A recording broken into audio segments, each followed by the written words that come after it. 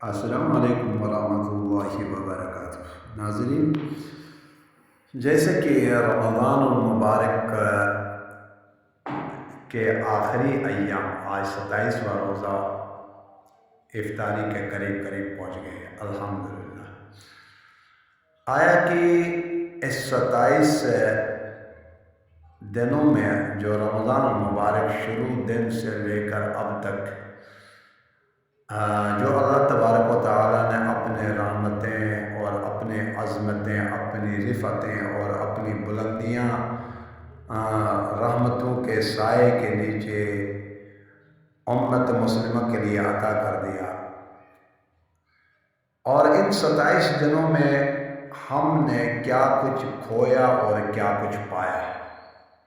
اصل بنیادی چیز نقطہ جو مین نقطہ ہے، اس نقطے کی طرف میں لانا چاہتا ہوں کہ آیا کہ یہ 27 دنوں میں، یہ 30 دنوں میں میں اور آپ روزہ رکھ رہے ہیں، دنوں کو روزہ رکھ لیا، راتوں کو قرآن کریم کی تلاوت کی، پھر نمازیں پڑھتے رہے، ذکر و اذکار کرتے رہے، صدقات اور بہت سارے اعمال اللہ کے فضل و کرم سے کرتے رہے۔ آیا کہ زندگی کے اندر کچھ تبدیلی میرے اور آپ کے اندر آئی ہے یا نہیں آئی ہے، یہ سوچنا ہے۔ اگر یہ 30 دنوں میں میرے اور آپ کے اندر کچھ تبدیلی آ گئی ہے، کچھ چینج آ گیا ہے کہ میرے اور آپ کی زندگی کا جو غیر رمضان میں جو معمولات اور معاملات تھے، اس سے میں نے توبہ طائب ہو کر اللہ کی طرف رجوع کرنے کا اور اللہ کا سچا کھرا بندہ بننے کا میں نے اگر وعدہ کیا ہے تو اس پر مجھے اور آپ کو قائم رہنا ہوگا۔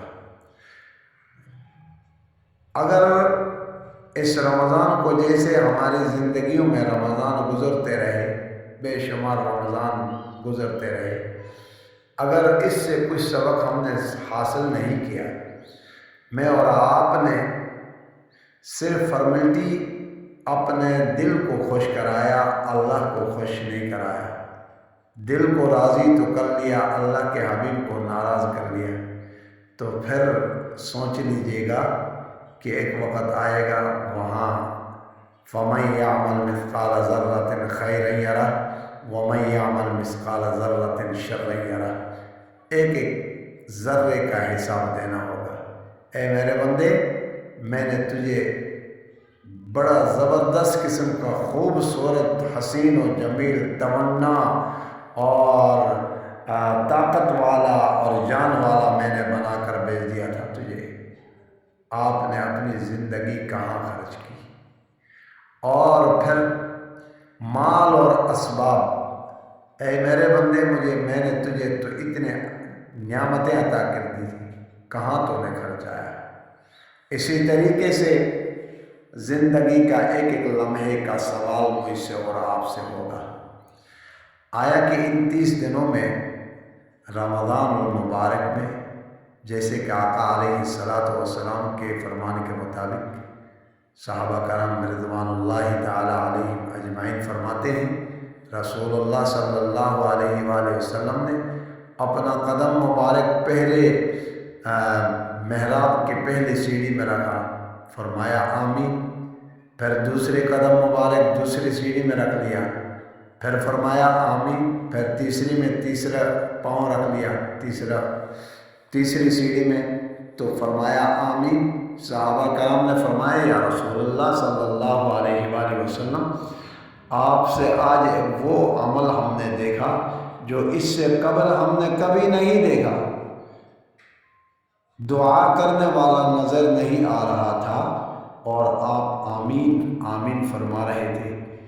آقا علیہ الصلاۃ والسلام نے فرمایا کہ جبرائیل امین اللہ کا پیغام لے کر آئے اور فرمایا ہلاک ہو، برباد ہو، تباہ ہو وہ شخص جو رمضان کا مہینہ پالے اور اپنی بخشش نہ کروا سکے، اپنی زندگی میں چینج نہ لا سکے، تو میں نے کہا آمین۔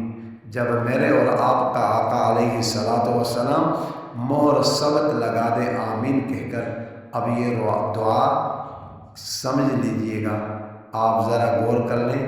یہ دعا آقا علیہ الصلاۃ والسلام جس دعا کے اختتام پر آمین کہیں، یہ دعا رد ہو سکتی ہے؟ نہیں ہو سکتی، کبھی نہیں ہو سکتی۔ یہ دعا رد نہیں ہوگی، اور ہلاک اور بربادی کے راستے پر آج میں اور آپ جو جا رہے ہیں، یہی تو وجوہات ہیں۔ پھر دوسری سیڑھی میں تباہ اور برباد اور ہلاک ہو وہ شخص جو اپنے والدین کو، دونوں یا دونوں میں سے ایک کو، اپنی زندگی میں بڑھاپے کی حالت میں ان کو پالے اور ان سے اپنے مغفرت نہ کروا سکے، اپنی بخشش نہ کروا سکے اور ان کو راضی نہ کروا سکے، تو میں نے فرمایا آمین۔ اور یہاں بھی مہر ثبت لگی۔ جو لوگ اپنے والدین کو خوب کوستے ہیں، اپنے والدین کو تنگ کرتے ہیں، اپنے والدین کے ساتھ برا سلوک، ناروا سلوک رکھتے ہیں، تو کیا ان کی زندگی سنور جائے گی؟ کبھی نہیں سنور جائے گی۔ باپ جنت کا دروازہ ہے، ماں جنت ہے۔ جب دروازہ ہی بند ہو جائے گا تو جنت کیسے ملے گی؟ خیال کر لیجیے گا۔ پھر تیسرے مرتبہ فرمایا کہ جبرائیل امین نے فرمایا کہ آقا علیہ الصلاۃ والسلام کا تباہ اور برباد ہو وہ شخص جو جس مجلس میں آقا علیہ الصلاۃ والسلام کا نام نامی اسم گرامی آ جائے اور وہ بدبخت آپ صلی اللہ علیہ وآلہ وسلم پر درود نہ بھیجے اور بخل کرے، تباہ اور برباد ہو۔ میں نے کہا آمین۔ تو یاد رکھ لیں، رمضان کے آخری ایام ہیں۔ اللہ تبارک و تعالی ہم سب کو ہدایت کامل نصیب فرمائے، ہم سب کے اس روزوں کو قبول فرمائے، ہماری تمام عبادات کو قبول فرمائے۔